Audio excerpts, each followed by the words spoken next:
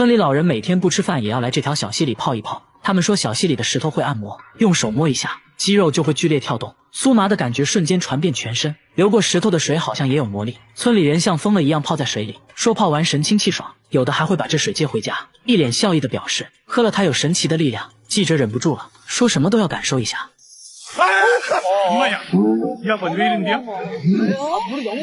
我严重怀疑这家伙是演的，韩国人都这个屌样，但他信誓旦旦地说自己真的有被电到，不过感觉挺爽的，甚至还有点上瘾。节目组摄像大哥看不下去了，你这演的太假了，你当观众是傻子啊？我来试试，这也没事啊。靠！摄像大哥表示自己真不是演的，这石头真的带电了。接着他们摸了摸旁边的石头，没有任何感觉。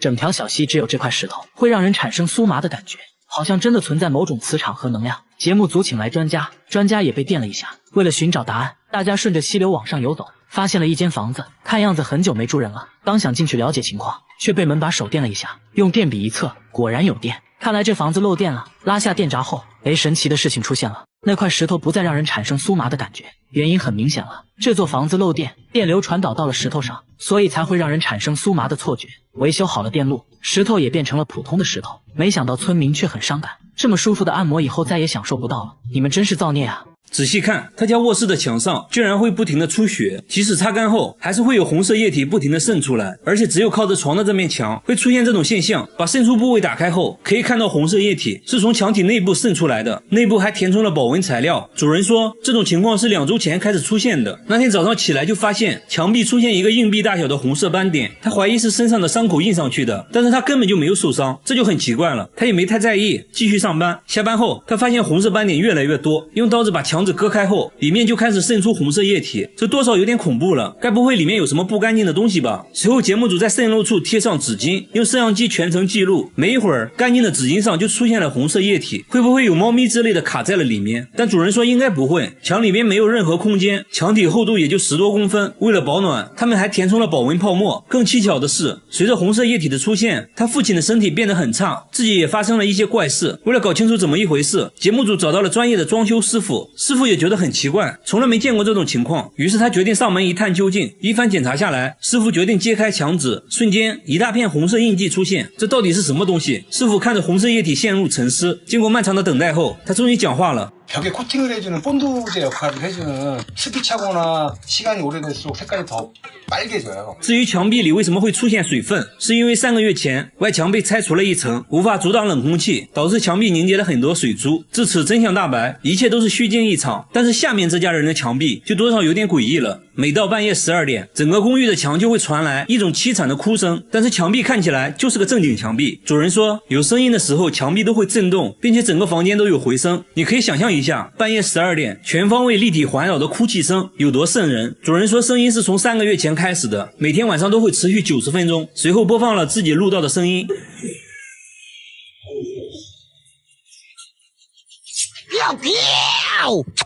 听起来又哭又笑的，看起来这只鬼的情绪不是很稳定啊。节目组还询问了公寓其他住户，发现很多人都有同样的困扰，他们也录到了一样的哭泣声，都表示声音是从墙里传来的，而且有声音的时候，燃气管道都会震动。物业也调查过原因，关闭了所有能产生噪音的设备，但最终声音还是没有停止，很多人因此都无法安心睡觉。节目组带着录音找到了专家，随后专家发现了异常，录制的声波和真人声波差异很大，而且录制的音频有一种很规律的循环，所以专家认为声音应该是人为剪辑过的，并且是在录音机上循环播放的，所以是有人故意这样做的。现在问题来了，那到底是谁搞的恶作剧？节目组在公寓不同位置都安装了摄像头，想要找到这个人，接下来就是等待声音的出现。但是1夜过去了，完全没有出现哭泣声，一晚不行那就2晚。节目组在其他楼层安装了更多的摄像头，果然功夫不负有心人，最终还是没有出现声音。其实我觉得已经没必要再调查了，很明显恶作剧的人就在公寓里，至于是哪个就不好说了。过了好多天，小哥又给节目组打来电话，说这些天都没有再出现声音，自己睡得也很好，而且还找到了女朋友。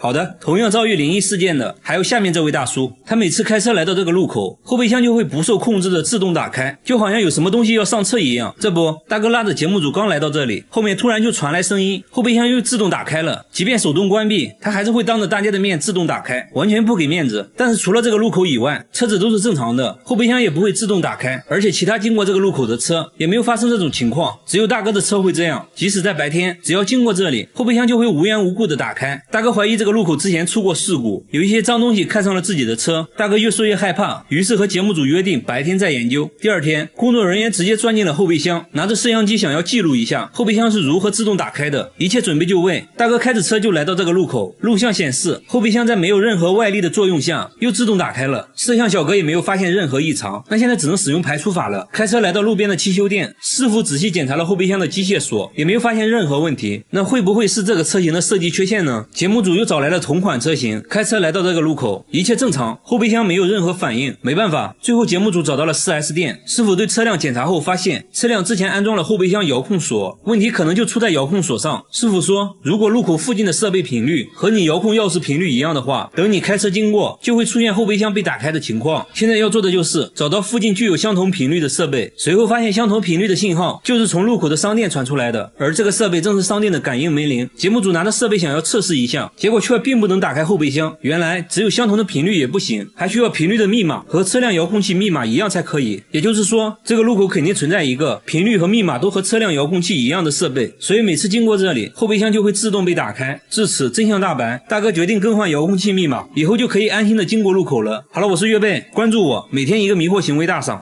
她是吴亦凡最怕见到的女人，因为她最喜欢吃的就是牙签。只见她一根根往嘴里塞牙签，打牌的时候就当成零食吃，到了吃饭的时候，她先摆上了3盒牙签，一口米饭就着一根牙签，吃得津津有味。你以为米饭是主食，其实牙签才是她的主食。该说不说，这牙签能好吃吗？好吃，特别好吃，比肉都香。他每天都要吃3盒牙签，一盒牙签有500根，那么一天就要吃掉1800根牙签，这也太夸张了吧。丈夫也试图阻止她，但她根本不听，你说你的，我吃我的。现在大姐变得越来越离谱，这不吃着饭就把筷子给照了。大姐说筷子比牙签大，吃着有嚼劲，口感也好。丈夫看不下去了，给大姐切了点水果，没想到啊，大姐直接把水果放在了一边，对着托盘口水直流，直接让丈夫把托盘劈了给她吃。我感觉大姐就是被丈夫宠坏了，这玩意儿能吃吗？这个时候绝对不能再惯着她了。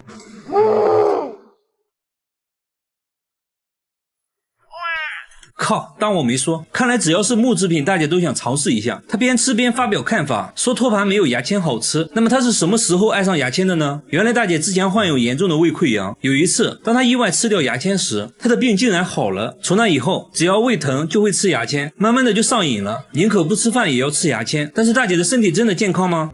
胃肠啊，有什么胃镜啊都透了，没有关系。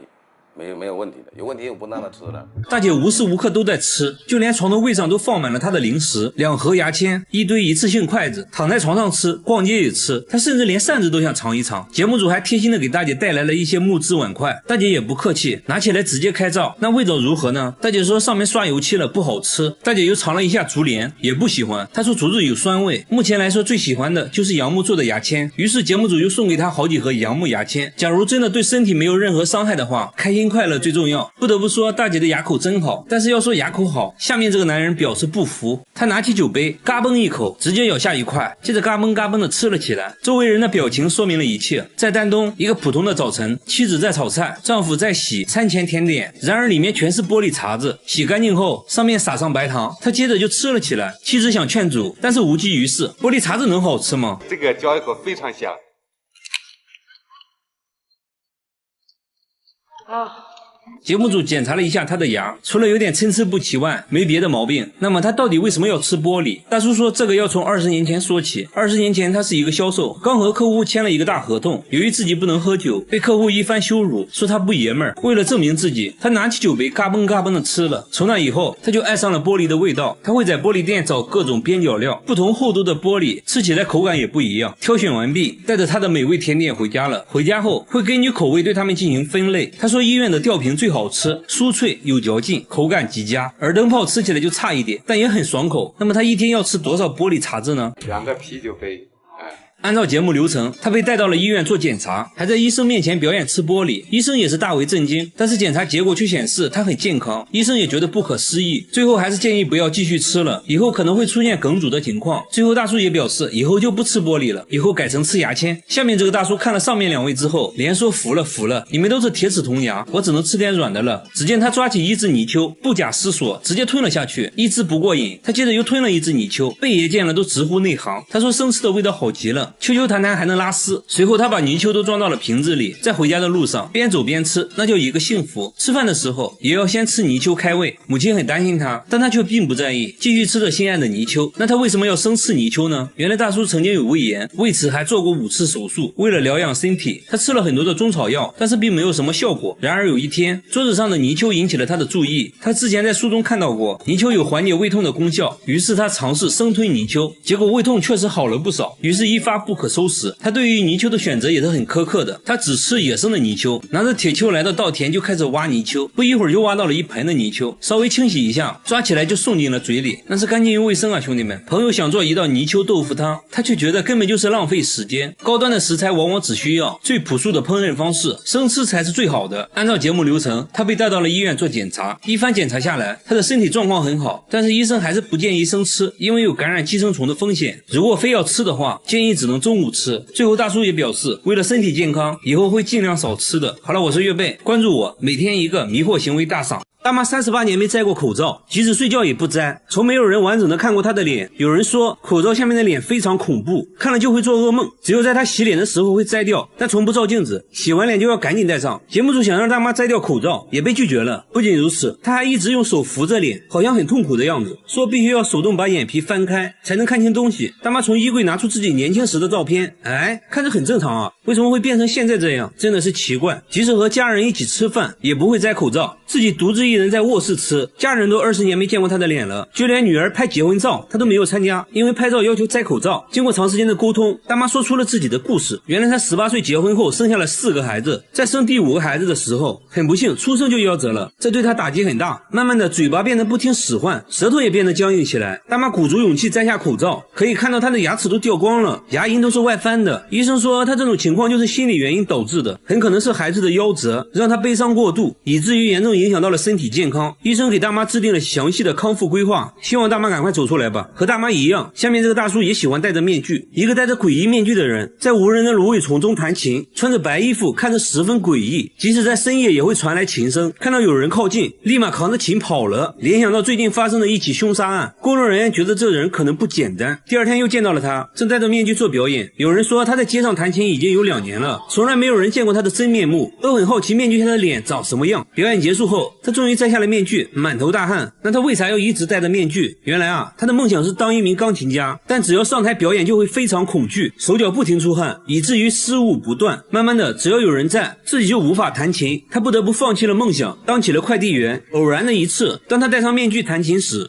各种恐惧紧张一下子都不见了。他开始尝试在街上戴面具表演，没想到大家都很喜欢看。他说刚开始很在乎别人的眼光，那现在戴上面具后，他不用在乎别人的感受了，感觉非常自在。节目组建议他摘掉面具表演，他内心还是非常犹豫。第2天下班后，他照常戴着面具表演。表演结束，他突然举起了牌子，上面写了自己一直戴面具的原因。这一刻，他决定摘掉面具，众人纷纷鼓掌支持。他不再紧张，不再恐惧，非常轻松地弹奏了一曲。所以说，直面内心的恐惧才是治疗心理问题的关键。大叔是非常值得我们学习的。他一觉醒来，发现被绑架到了一间密室，他大声呼救，也没有任何回应。墙上的摄像头正在同步直播他的一举一动。这时广播里传来声音，说了一些游戏规则，最重要的规则就是禁止睡觉，任何企图睡觉的行为都会被制止。广播还说，出去的线索就在密室里，密室里只有一个凳子和水桶。他掀开水桶盖，里面全都是腐肉。没办法，为了能出去，强大的求生欲驱使他忍着恶臭在里面一阵翻找，只找到了一个玩具娃娃。接着进来一个手拿电击棒的蒙面人，把小丽电晕后绑在了椅子上，给他戴上了 VR 眼镜。 VR 里播放着打扑克牌的画面，还传出刺耳的声音，这让他整晚无法睡觉。此时直播间人气飙升，这难道就是就是传说中的暗网吗？第一天就这样过去了。来到第二天早上，小丽被逼着回答一些变态的问题，回答不能让他们满意的话，就会被蒙面人用高压水枪持续攻击。蒙面人的目的就是为了让小丽时刻处于高度紧张状态。就这样来到第3天，蒙面人又带进来一个女人，让他们2个玩抢答游戏，答错的话就会受到惩罚。小丽侥幸获胜，新来的女人则被一枪爆头。3天没睡觉的小丽看到这一幕崩溃了，她完全不知道蒙面人的目的是什么。随后蒙面人给她戴上了 VR 眼镜，漫长的煎熬又开始了。来到第4天，小丽已经变得有些精神恍惚了。4天没睡觉没吃饭的她都已经很难站立了。这时蒙面人送进来一些吃的，但是被锁了起来。广播里说他只有1分钟的时间。小丽不断换钥匙开锁，终于打开了，接着狼吞虎咽起来。1分钟时间到，小丽把饭吃了个精光。广播里又说大门的钥匙就在那串钥匙里面，你其实可以用这1分钟的时间打开大门逃走的。小丽又崩溃了，在这给我玩脑筋急转弯呢。接着蒙面人又准备把她绑在椅子上，趁蒙面人不注意，小丽一个提膝放倒了他，捡起那串钥匙冲向大门，试了几次后终于打开了锁，但紧接着被缓过来的蒙面人电晕了。时间来到第5天，5天没有睡觉的小丽刚闭上眼睛就被刺耳的警报声叫醒了。接着蒙面人推进来一个木箱，把小丽电晕后放了进来，接着封上盖板，随后又把3只老鼠放了进去。这时广播里又说话了，说老鼠已经饿了好几天了，你们谁死谁活由你决定。一番挣扎过后，他咬死了3只大老鼠，老鼠估计也是第一次见到比猫还厉害的人。随后蒙面人打开箱子，把小丽放了出来，为了防止她睡觉，再次给她戴上了 VR 眼镜。来到第6天，一阵滴滴声传来，他循着声音在之前的玩具娃娃里找到一部手机，这不好办了吗？他赶紧报警求助，警方让他提供地址，但他根本不知道这是哪里。突然电话就没声音了，原来是没电了。此刻小丽真的崩溃了，6天没有睡觉，她已经开始产生幻觉了，看到了一些奇奇怪怪的人。随后她被绑在了手术台上，医生破坏了她脑部的人脸识别中枢神经，小丽现在已经不能识别特定的人脸了，简单来说也就是脸盲了。就这样来到了第10天，小丽恍惚中看到对面坐着一个长相恐怖的男人，中间还放着一把锤子。恐惧中她拿起锤子梆梆2锤把对方解决了。抬头一看，密室大门居然打开了，别管有没有阴谋，先逃出来再说。没想到啊，他竟然跌跌撞撞的跑了出来，才发现这里是荒废很久的工厂。10天没睡觉的他最后还是倒在了回家的路上，还好被一对双胞胎老大妈救了，但是画面看着属实诡异。最后在没有询问小丽家庭地址的情况下，竟然把她送回了家。其实这对双胞胎也是蒙面人一伙的，小丽现在也还在游戏中。回到家的小丽第一件事竟然先洗了个澡，不是应该先睡觉吗？我觉得她还是不困。这时她听到有人开门，她惊慌的拿起一把刀躲在了墙后面。她现在已经不认识任何人了，等人靠近后，她从后面偷袭猛刺几刀就把这人解决了。刚刚小丽杀人的画面也正被蒙面人组织同步直播了。这时直播间管理员发送了一句话：实验成功，直播结束。其实小丽杀的人正是自己的父亲。之后小丽被带到警局，经过医生评估后被送进了精神病医院。画面一转，一个中年妇女从这间密室醒来，直播又重新开启。原来这个女人是一位俄罗斯高官的妻子，蒙面人组织之前刺杀过高官，但是失败了，于是找到了这种方法，让人连续10天不睡觉，再破坏他们人脸识别中枢神经，让他们不认识身边的人。小丽杀掉了自己的父亲，证明了实验的可行性。于是他们绑架高官的妻子，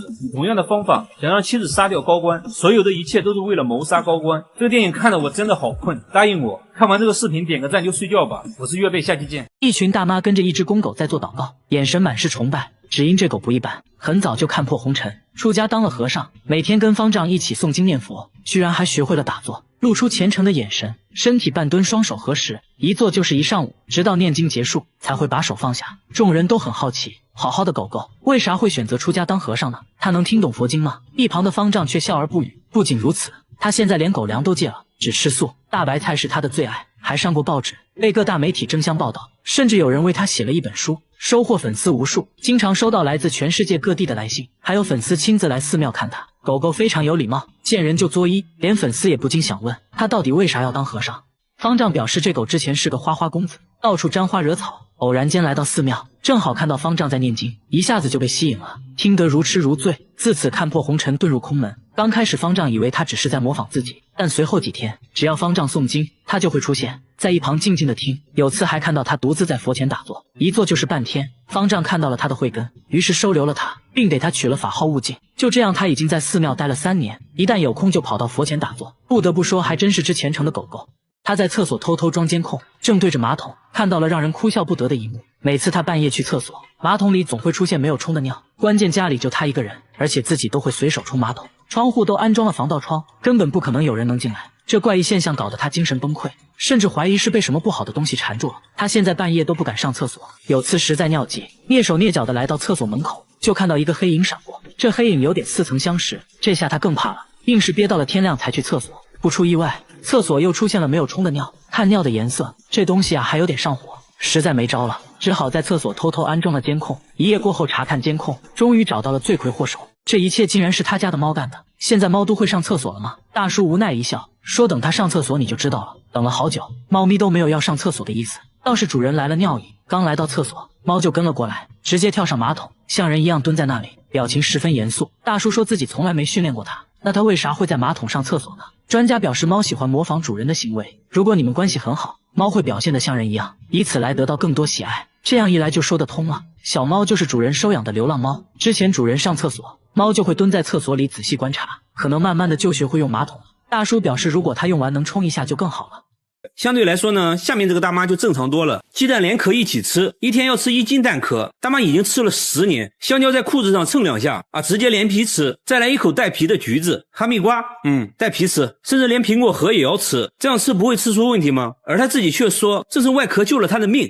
这又是为啥？他也不解释啊，反而变本加厉，觉得果壳不过瘾了，直接吃起了生板栗，看样子味道也不错啊，2口就能吃下1个。大妈的闺蜜都很担心她，叫她来吃饭改善一下，没想到啊，大妈却把饭菜扔在一边，拿起蟹壳直接开灶。她边吃还边嫌弃，说螃蟹啊还是生的好吃，接着又把朋友吃剩的鱼骨头用菜叶包起来，几口就吃了下去。那她为啥要吃这些呢？真的是奇怪。到目前为止，带皮的水果没有什么是大妈不能吃的啊，即使是榴莲它也是带皮这个没有。大妈说果皮才是好东西，有营养，而且自己很健康。接着她终于告诉大家吃这些的原因，原来啊，当年她得了很严重的胃溃疡，有天痛到无法忍受，莫名其妙吃了带壳的鸡蛋，没想到喂了一下她就不疼了，从此就走上吃壳的道路。节目组也带她去检查了，胃病真的好了，身体啥毛病没有，但医生还是建议大妈少吃，不然很可能会损伤肠道，一定要吃的话最好中午吃。和大妈一样，下面这个大爷也是狠人，他把洗洁精当沐浴露，白醋当洗面奶，食用油拿来护肤，还说比护肤品好用。13年来都是这样护肤的。护肤3部曲安排上，第1步往毛巾上挤入洗洁精，接着往全身涂抹，脸上也不能少啊，拿水一冲，第1步完成。接着倒出白醋，均匀的涂抹在脸上，拍打拍打促进吸收。最后1步往皮肤上涂抹食用油，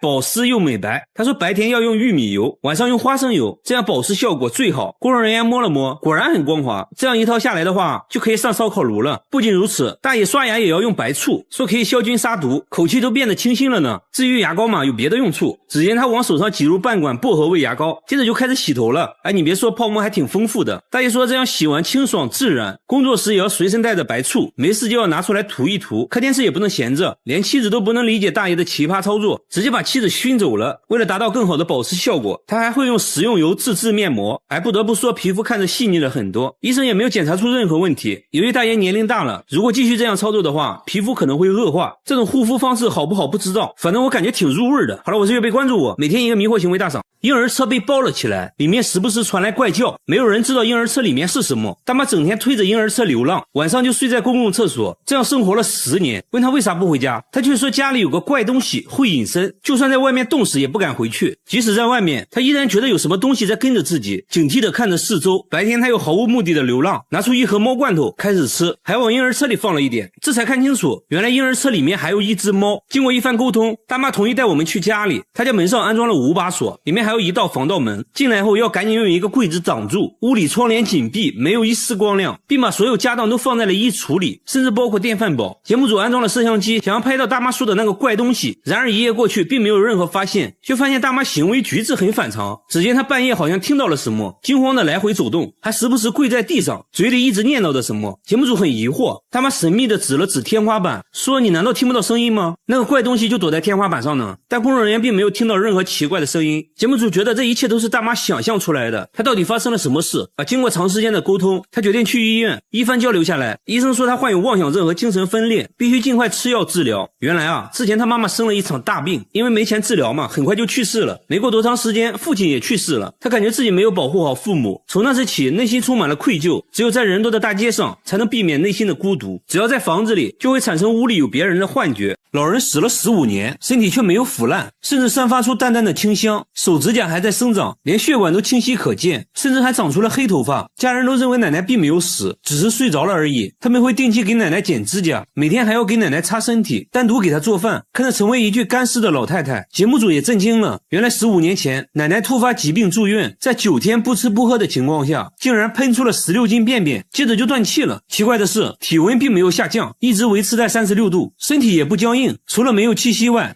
没有任何去世的症状。家人把奶奶接到了家里，慢慢就变成了一具干尸。专家说，只有在极其干燥或者寒冷的地方才有可能形成干尸，然而当地的天气高温潮湿，这种环境下没有腐烂就很不科学。节目组觉得可能做了防腐处理，但家人却说并没有做过任何处理，还说奶奶有个特别的习惯，那就是吃斋，一吃就坚持了50年，这有可能是奶奶肉身不腐的原因之一。奶奶的事在当地广为流传，很多人慕名而来，想要一睹真容，还觉得他家的井水有神奇的功效，都用瓶子接水喝。至于究竟是什么原因，专家也没有给出解释只能说真的很神奇。然而下面这面墙也很奇怪，他家的墙会哭，只要静静的听就能听到抽泣的声音，整整哭了10天。店主说有时用力敲2下，他又会稍微停一会儿，越到晚上哭声越大，搞得人心惶惶，顾客都被吓跑了。工作人员录下声音，找到了专家，对声音进行了波长分析，总之结论就是这声音明显是一种有生命的东西。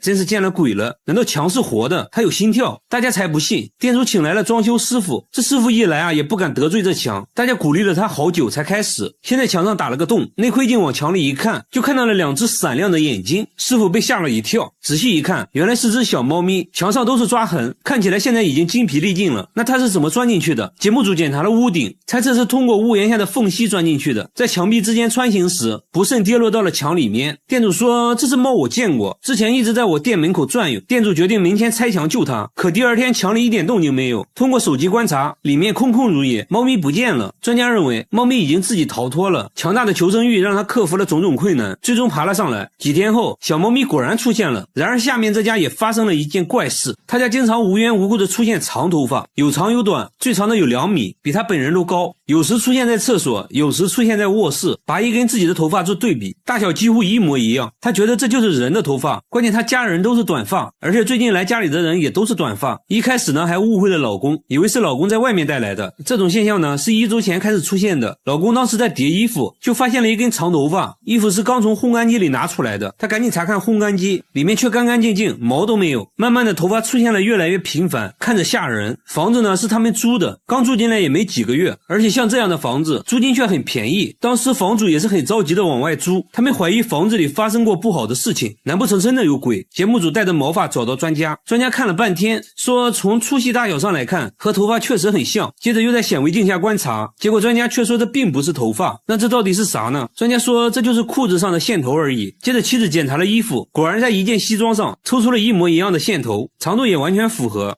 虚惊一场。好了，我是预备关注我，每天一个迷惑行为大赏。他家的房子会自己加热，室温常年64度，平底锅不开火就能煎鸡蛋，水龙头出来的也都是热水，墙纸都烧焦了，往墙上泼水会发出吱吱的声音，不小心碰到地板都能把手烫个水泡，工作人员才一会儿就汗流浃背了。不仅如此，卧室的温度竟然达到了70度，这睡一觉还不就8分熟了，而且地暖早就关了，电源早就拔了，不可能是地暖问题，那会不会是电路问题造成的？节目组检查了所有电路，结果一切正常，有可能的因素都排除了，但还是找不到问题所在。大半日的根本睡不着只能不停地往地板上泼水来降温。邻居们对此议论纷纷，有人说房子下面有温泉，还有人说房子下面是地狱之火。一时间关于他家的谣言越来越多，那到底是什么原因导致的？就在节目组测量外墙温度时，意外发现电表的温度非常高，这就很反常了。打开电表的瞬间就冒出了电火花，维修人员发现电表和配电盘之间没有断路器，另外他家房子不是混凝土结构，而是钢架结构，当电表短路时，整个房子都是导体，产生的热量会通过钢架传递到整个房子，所以才会出现超高温的现象。幸亏发现的早，不然煤气罐都有可能发生爆炸。维修人员找到了粘在一起的电线，换上了新的电表，一切恢复了正常，这下可以凉爽的睡个好觉了。然而下面大叔家里发生了更离奇的事，他家的墙会拉屎，每天早上就会出现满墙的便便，有长有短，最长的有25厘米。然而这条街上只有他家墙上会出现这种现象。你要说有小动物在地上拉屎可以理解，但是墙上是怎么拉上去的？有的位置比人都高，一般的小动物是做不到的，那会不会得罪了什么人？大叔说自己为人和善，从没和别人有有过纷争，这种情况是半年前开始的。他还安装了监控，但一直没有拍到可疑人员，便便都是突然出现的。节目组请来专家，决定从便便入手。专家开始收集大便，他们要从便便里提取 DNA 来确定到底是什么物种的粪便。节目组也没闲着，架起了多个摄像机，全方位监控这条街。一夜过去了，便便再次出现，查看录像可以清晰的看到便便是从天而降的，没有拍到任何生物，这就很惊悚了。这时便便的分析结果也出来了，专家说是人类的粪便，而且还是女人的。那现在好办了，只要是人为的就一定可以拍到它。节目组安装了更多的摄像机，一夜过去了，果然有收获。录像显示便便是从他家对面飞出来的，还拍到了始作俑者，是一个满头白发的人。大叔看到都懵了，说这是他家对过的邻居，名声很好的，从来没想过是他们做的。节目组拜访了邻居，老人说自己妻子有老年痴呆症，不知道妻子的这种迷惑行为，表示很不好意思，说可以帮忙打扫，以后会看住妻子，不会让她乱丢便便。大叔也很无奈啊，说本来想找到人要点赔偿的，想想还是算了吧，最后表示可以理解，以后不再出现这种事就更好了。然而下面餐厅遇到了更灵异的事，这家餐厅的橡胶手套每天晚上都会被撕得粉碎，形状非常不规则，看起来不像是人为的，好像有什么东西可以让它瞬间分解。店主说这种情况已经持续2周了，非常诡异，想想就起鸡皮疙瘩，以至于早上开门都不敢一个人进去，等员工到齐后才敢进入。来到后厨一看，手套又被撕成了碎片。员工分析，如果是动物的话肯定会找东西吃，不会没事撕手套的，但是房间的食物并没有少，那会不会是人？工作人员试了下，根本撕不开，即使用剪刀也做不出这种粉碎的效果。店主想到了一个方法，下班前把面粉撒在地板上，等明天看看有没有脚印就完事了。节目组也架起了摄像机全程记录。第二天一早，诡异的事情发生了，手套又被撕成了碎片，然而一个脚印也没有。查看录像后发现，手套竟然是自己慢慢分解的，完全没有任何外力的作用，自己就裂开了，这很不科学，难道真的遇见鬼了？节目组找到专家仔细观察录像后说，手套应该是被臭氧破坏的，餐厅一般会用臭氧消毒，臭氧有很强的氧化性，可以轻松氧化手套中的分子结构。至于为什么只发生在晚上，是因为白天一直通风，但是晚上臭氧就聚集在一起了，浓度高了就可以腐蚀手套。为此专家还做了个实验，密闭空间内臭氧很快就把手套分解了，至此真相大白，一切只是个化学反应而已，只要晚上也把通风打开就可以解决这个灵异事件了。好了，我是月贝，关注我，每天一个迷惑行为大赏。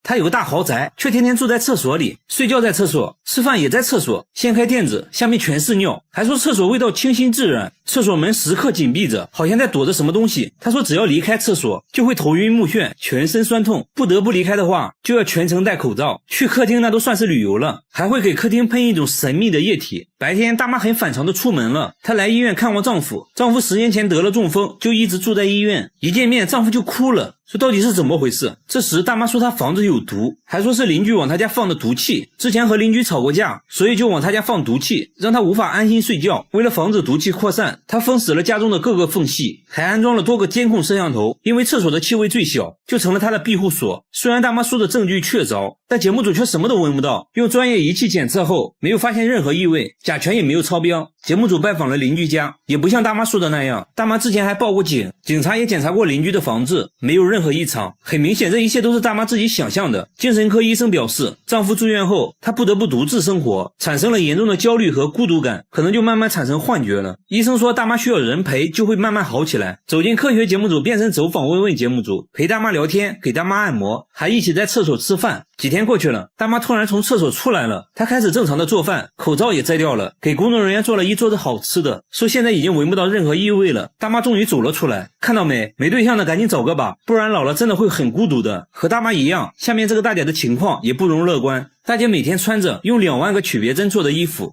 重达50斤，就这样在家里穿了10年，家里堆满了各种杂物，在家只能爬行，所有东西都被装在塑料袋中，甚至天花板都用塑料袋覆盖着，窗户也被封上了，洗澡也不脱衣服。只见她洗着洗着突然站在了马桶上，她竟说不得不这样做，她究竟在躲避着什么？大姐说家里有电磁波辐射，让自己非常痛苦，她认为曲别针可以屏蔽辐射，才用曲别针做了这件盔甲。为了验证她的说法，节目组请来专家测量房子的辐射量，结果果房子几乎没有任何辐射。工作人员建议他脱掉铠甲，大姐犹豫再三，决定试一下。没过1分钟，她突然把头埋进了被子里，表现得很焦虑，还说自己疼得受不了了。接着又开始穿铠甲，穿完大姐长舒一口气。节目组找来了心理医生，一番交流下来，大姐突然哭了起来，缓缓说出了藏在心中的秘密。在她年轻的时候，被一个陌生男人跟踪了长达半年，她搬过好几次家，都会被找到，会在半夜敲她的门，还经常给自己发骚扰短信，换手机号也没有用，感觉自己时刻都在被监视。从那之后，她变得非常敏感多疑，以至于能感觉到手机发出的辐射。她以为随着时间的流逝，自己会慢慢好起来，没想到却变得越来越严重。医生建议大姐不要逃避，要直面内心的恐惧，即使暂时无法克服，也要学会和恐惧共存，学会接纳自己。和大姐有相似打扮的还有下面这位大叔。大叔的口罩是用沥青做的，衣服上也涂满了沥青，还说自己不能暴露在阳光下。他家里也非常昏暗，没有任何一盏灯，插头都被拔了下来，即使是一个信号指示灯都会被他用黑色胶带盖上。电视也被大叔故意砸坏了，家里所有的电器都处于失灵状态，唯一有用的就是电脑，但用电脑之前必须全副武装，最多只能使用3分钟，不然身体就会疼痛难忍。他还去过很多医院，医生都说他身体很健康。说话间他突然紧张起来，紧紧盯着100米开外的一辆汽车，戴上了口罩和帽子，还说是为了安全。他究竟在躲避着什么？大叔说这一切都是因为这个信号塔，以前他就住在这个信号塔下面。他说附近的辐射很严重，只要一靠近，心脏就会剧烈疼痛。大叔解释说自己对辐射很敏感，一点点辐射就会对自己产生伤害，为此才戴沥青口罩来躲避辐射。可信号塔附近的邻居却说并没有感受到任何异常。专家也解释说，信号塔只会以水平方式发送信号，并不会对塔下的人产生过量辐射。工作人员还用专业设备检测了屋内的辐射量，结果远远低于安全标准，不会对人体造成伤害。既然大叔说自己能感受到辐射，那给他做个测试好了。给大叔戴上眼罩后，让他判断面前电脑的开关机状态，结果测试7次，错了5次。很明显了，大叔的问题只是心理问题。要想治愈心理问题的话，第一步就是要面对恐惧。他找到心理医生咨询，原来大叔做生意亏了很多钱，家庭也破裂了，巨大的压力让他产生了幻觉。一番沟通下来，大叔决定不再逃避，直面内心的恐惧，勇敢面对生活。加油吧，大叔！好了，我是岳贝，关注我，每天一个迷惑行为大赏。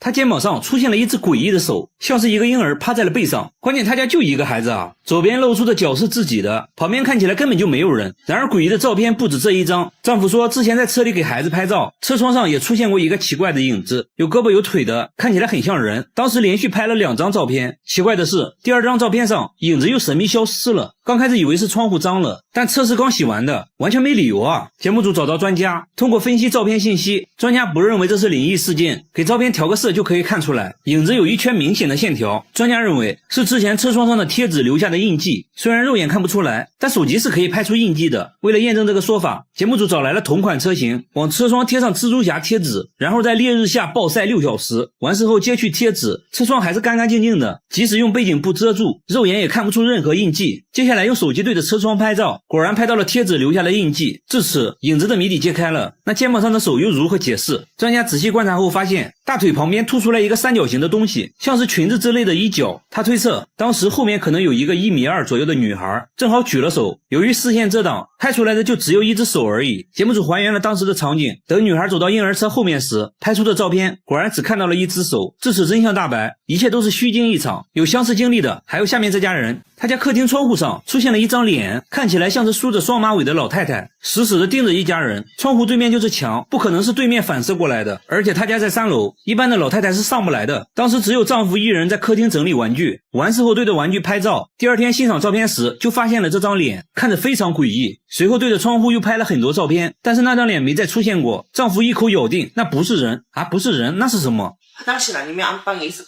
专家分析后确认了照片的真实性，考虑到房子的周围环境，专家认为是屋内某个东西反射在了窗户上。仔细观察后，在出现脸的位置找到了凳子的影子。妻子说之前确实会把衣服挂在凳子上，专家表示应该是衣服的褶皱正好反射在了窗户上，才形成了脸的轮廓。接下来还原现场，把相机架在当时拍照的位置，在椅子上挂好衣服，弄出人脸的轮廓，然后拍出的照片中确实有类似脸的东西出现了。专家把衣服弄出更多褶皱，反复调整，终于5个小时后拍出了了和之前一模一样的人脸，都是一种巧合而已。然而更诡异的还在下面，每到深夜，村里山坡上就会出现一张脸，脸部轮廓非常清晰，就这样一直盯着整个村子。村里老人说，山坡之前就是墓地，到现在还有好几座坟墓，已经不知道主人是谁了。村里另一位大妈也说，在她小时候，山坡上还发生过一起惨案，一家3口惨遭灭门。一时间关于这张脸的说法越来越多，听起来也是越来越灵异。节目组架起了摄像机，全程记录，想要一探究竟。天渐渐黑了下来，那张脸也慢慢浮现了，看起来有鼻子有眼的，像是一个男人的脸。村民议论纷纷，有人说是来寻仇的，有人说是来索命的，反正大家都很恐惧。节目组的摄像师超勇的好不好？他决定在山坡上近距离观察，当他拨动一下树枝，这张怪脸的形状竟发生了改变。摄像师差点笑了出来，说山坡上的树被路灯反射后，就会形成对称的阴影，看起来就像是眼睛，而树干看起来就好像鼻子，周围的藤蔓就成了脸的轮廓，一切都是错觉而已。得知真相的村民表示，哎，你别说，现在看起来还挺可爱的。还有人说，现在看起来像企鹅，这就很尴尬了。说实话，我看这种灵异事件都是笑着看完的，希望你看完也能开心。好了，我是岳贝，关注我，每天一个迷惑行为大师。